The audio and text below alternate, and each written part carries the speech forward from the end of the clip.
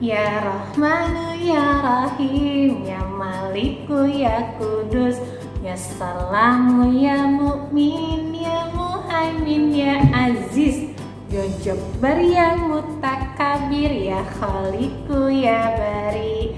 Assalamualaikum warahmatullahi wabarakatuh. Bertemu lagi hari ini dengan Ustazah Nindi di Quran Day tanggal 19 Maret 2021. Apa kabarnya solidah solihahnya Ustazah hari ini? Alhamdulillah, tetap semangat, selalu ceria. Allahu Akbar. Masya Allah, semoga hari ini lebih baik dari hari kemarin ya. Baik anak solih dan solihah, hari ini kita akan menyimak sirah tentang sahabat Rasulullah. Siapa ya? Ya, hari ini kita akan menyimak sirah tentang Utsman bin Affan. Yuk kita sama-sama simak. Keislaman Utsman bin Affan. Perjalanan dagang menuju Syam memang menjadi salah satu kegiatan usaha Utsman. Di tengah perjalanan antara Ma'an dan Azarqa, Utsman merasakan lelah sehingga ia duduk di bawah sebuah pohon. Karena semilir anginnya menyejukkan, Utsman pun lalu merasa ngantuk. Ia pun tertidur. Di dalam tidurnya ia bermimpi mendengar suara tepat di telinganya. Wahai orang-orang yang tidur, bangunlah, lekaslah bergerak, karena Ahmad utusan Allah telah muncul di Mekah. Utsman pun lalu terbangun dari tidurnya. Ia memikirkan mimpinya, bahkan hingga tiba di rumahnya. Sesampainya di Mekah, Utsman bertemu dengan bibinya, Suda bin Quraish. Dengar Utsman, Muhammad bin Abdullah adalah benar, seorang utusan Allah. Ikutilah ia agar engkau tidak tertipu dan tersesat. Benarkah?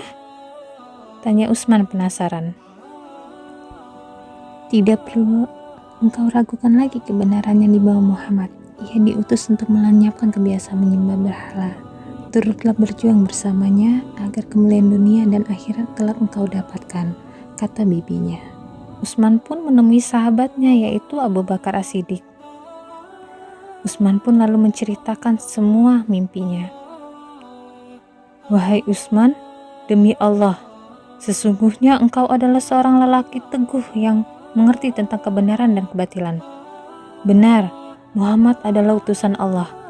Ia mengajak kita meninggalkan berhala dan menyembah Allah yang Maha Esa, kata Abu Bakar meyakinkan. Apalagi diajarkan oleh Muhammad? Tanya Utsman.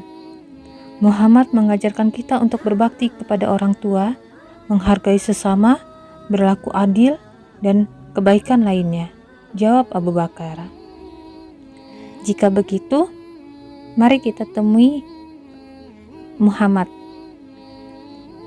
Rasulullah pun menatap Utsman dan berkata, Wahai Utsman, sambutlah Allah demi meraih surganya. Sesungguhnya aku adalah utusan Allah kepadamu dan kepada seluruh manusia. Lalu Utsman pun mengucapkan 2 kalimat syahadat. Setelah Utsman memeluk agama Islam, begitu banyak rintangan yang harus dihadapi oleh Utsman bin Affan. Salah satunya yaitu dia mendapatkan ancaman dari pamannya sendiri, yaitu Al-Hakam bin Abi Al-As bin Umayyah. Al-Hakam mendatangi Utsman. Al-Hakam sangat marah dengan keponakannya, yaitu Utsman bin Affan. Lalu Al-Hakam berteriak tepat di wajah Utsman. Apakah engkau membenci agama nenek moyangmu dan berpaling ke agama baru? Sungguh, aku tidak akan melepaskanmu sampai engkau kembali ke agama asalmu. Utsman pun lalu menjawab dengan keyakinan, Demi Allah, aku tidak akan meninggalkan agama ini dan berpisah dari agama Islam. Al-Hakam semakin marah. Baginya Islam bukan sebuah kehormatan. Ia tidak rela keponakannya memeluk Islam. Tapi karena keimanan Utsman bin Affan yang begitu kuat, akhirnya Al-Hakam pun melepaskan Utsman untuk tetap bersama Islam. Semenjak Utsman bin Affan memeluk agama Islam, Utsman bin Affan semakin terlihat bercahaya wajahnya. Dan Utsman bin Affan pun menikah dengan putri Rasulullah yang kedua, yaitu Ruqayyah. Utsman bin Affan dan Ruqayyah menikah di kota suci Mekah. Cahaya kebahagiaan terpancar dari kedua wajahnya. Seorang berkata, sebaik-baik pasangan yang pernah kulihat adalah Utsman dan Ruqayyah. Dari pernikahan dengan Ruqayyah, Utsman memiliki seorang putra yang bernama Abdullah. Namun sayang, kebahagiaan mereka tidaklah lama, karena pada saat bulan Ramadan, tepatnya saat kaum muslimin memenangkan perang Badar, Ruqayyah meninggal dunia. Utsman sangat sedih, sehingga ia berkata kepada Rasulullah, "Wahai Rasulullah, adakah seseorang yang bernasib sama denganku? Sungguh, aku sedih karena terputusnya hubungan keluargaku denganmu." Tiba-tiba Rasulullah tersenyum. Beliau menyampaikan kabar yang menggembirakan untuk Utsman. "Maukah engkau aku nikahkan dengan Ummu Kulsum, adik dari Ruqayyah, yaitu anakku juga?" Utsman pun sangat terkejut dan hampir tidak percaya. Akhirnya kegembiraan pun kembali terpancar di wajahnya. Tali keluarga yang terputus dengan Rasulullah akan kembali tersambung, sehingga Utsman bin Affan pun kembali menikah dengan anaknya Rasulullah, yaitu Ummu Kulsum. Pernikahan ini pun mendapat julukan baru, yaitu Dzun Nurain, pemilik dua cahaya, yang artinya hanya Utsman bin Affan yang menikahi dua putri Rasulullah. Kebahagiaan keluarga menjadi bagian dalam hidup Utsman bin Affan. Itu semua karena kemuliaan akhlaknya. Pada suatu hari, Rasulullah beristirahat di rumahnya. Baju beliau sedikit tersingkap, sehingga kedua kakinya terlihat.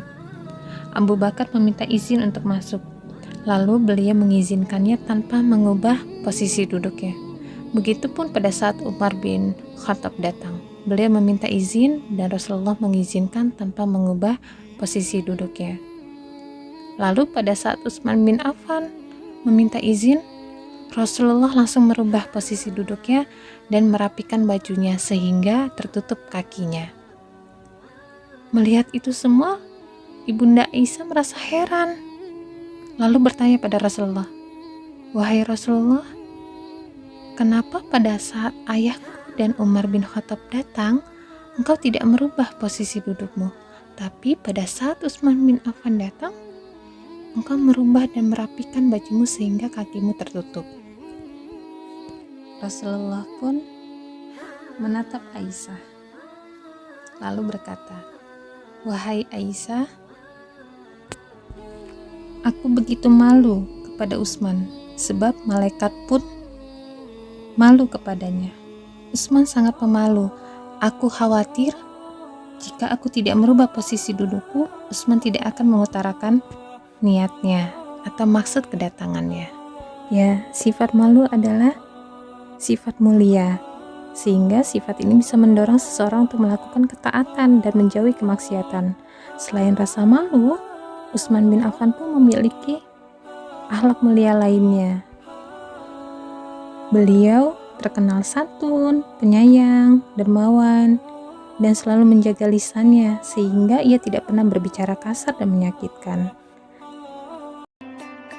Alhamdulillah anak soleh dan solihah, demikian cerita tentang Utsman bin Affan. Semoga kita bisa mengambil contoh akhlak yang dimiliki oleh sahabat Rasulullah, yaitu salah satunya Utsman bin Affan. Allahumma arhamna bil Qur'an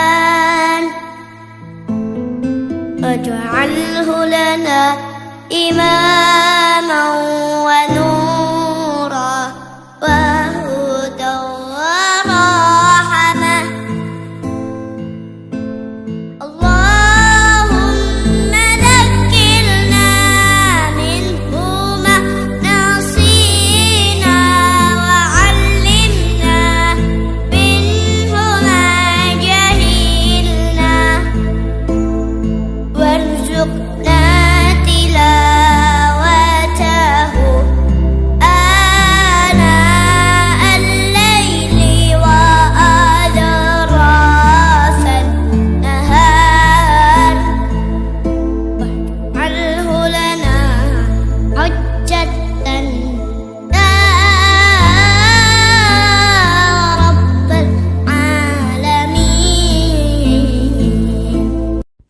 berjumpa lagi di Quran Day selanjutnya. Tetap semangat, tetap selalu jaga kesehatan. Assalamualaikum warahmatullahi wabarakatuh.